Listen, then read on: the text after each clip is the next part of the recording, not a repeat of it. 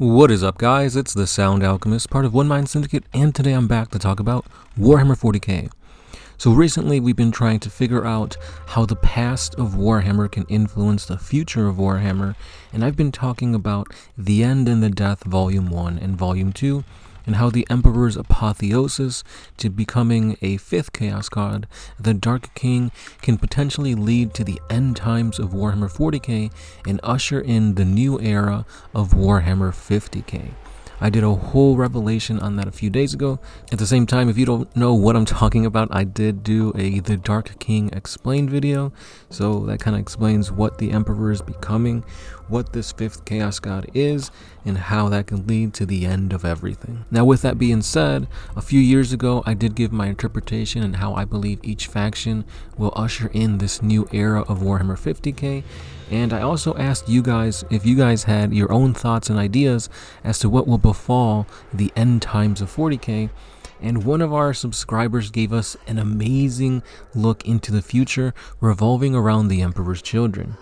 So let's go ahead and see what Lewis Nall 3102 has written in, and man, is it amazing. So let's dive in.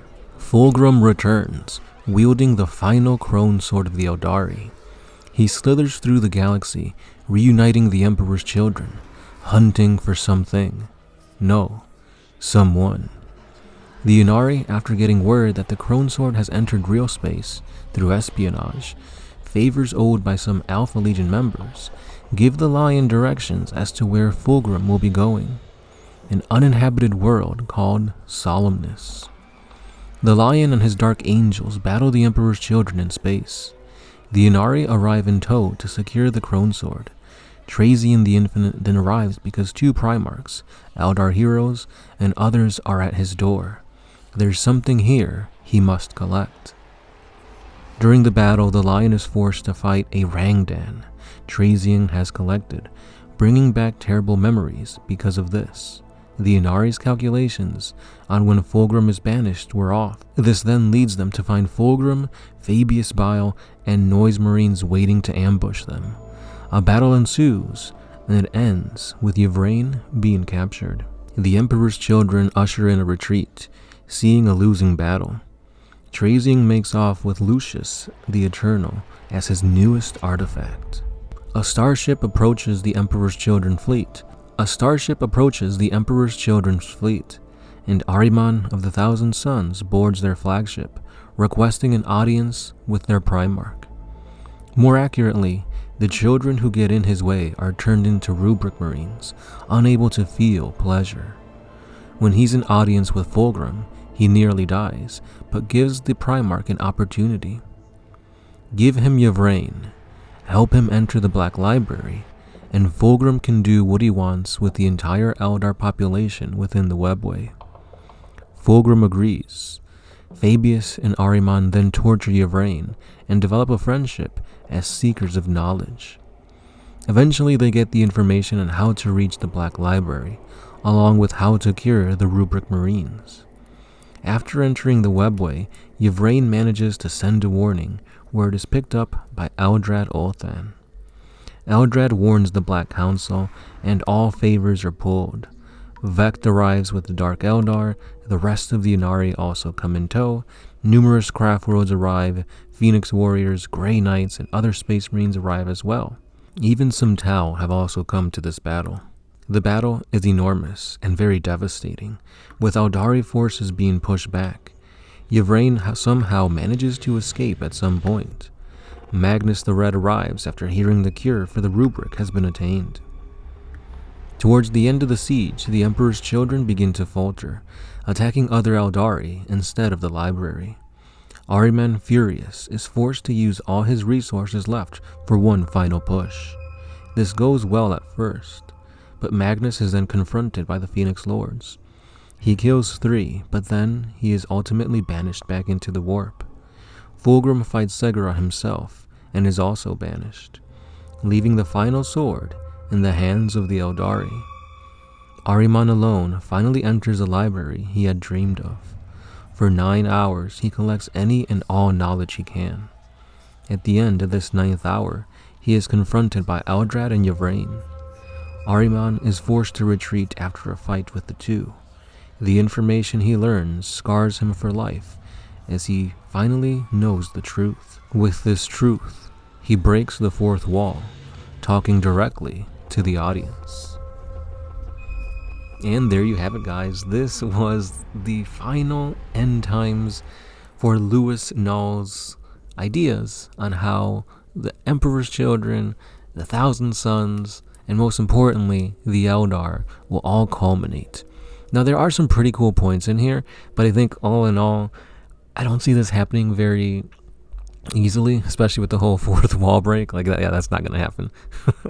Yeah, that was a kind of unexpected twist at the end. But I do see Fulgrim playing a major part in this war. The Lion does have to do something. I mean, he did come back for a reason. There was no inklings of Gilliman in here or any other Xenos faction. Like, you do mention the Tau, but like, they don't really do anything. The Orcs weren't involved. The Tyranids weren't involved. Like, the Leagues of Votann, the Space Marines really didn't really do much. It was pretty much a Emperor's Children / Thousand Sons versus the Eldar type thing, and I could see that happening.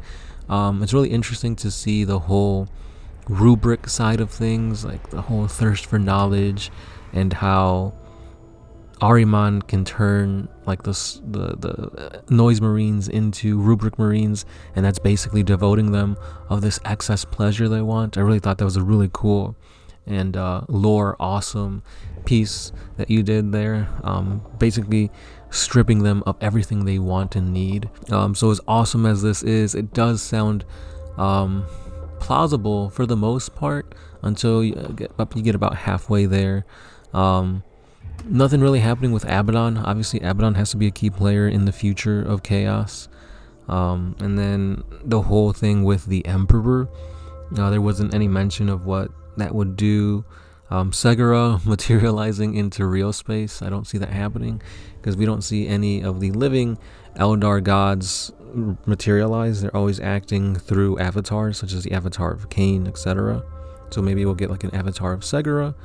And also, I believe Eldrad is dead, so he did play like a pretty important role in your storyline here, but I'm pretty sure he's dead. So unless they found a way to revive him or maybe use his like soul stone or something like that, that won't be happening, because his death is what caused the Incarn to kind of materialize and be birthed a little sooner than expected, but still the birth of an Aeldari god was created through his death, so that's pretty important there. But all in all, I like it. It's really interesting. You got a lot of awesome bits of lore that really shone through. And like I said, that last part really took me out of it. Like, I was not expecting a fourth wall break. Because in the End of the Death Volume 2, when Sanguinius is fighting against Abaddon, he says he's in control of all dimensions, and he breaks like the 8th dimension to attack Sanguinius. So I thought that's where you were going. I didn't think it was going to be like a Deadpool type thing. But yeah, that was an awesome piece of lore from our subscribers. If you guys have any other awesome inklings as to how you think Warhammer 40K will end and 50K will begin, or if you have any other ideas like that, let me know in the comments down below. It's interesting to read these, and we do read the comments, obviously, because if not, we would have missed this awesome gem. So thanks again for reading, watching, listening, liking, commenting, subscribing, all that jazz, and big ups to Lewis for his interpretation of the future of 40K. So stay subscribed for more awesome lore here, guys, and we do have a Patreon page if you want to help support us even more. If not, super thanks is an awesome way to do it. And yeah, that's all I got for today. This has been the Sound Alchemist, part of One Mind Syndicate, and I'll catch you guys in the next one. Peace. Always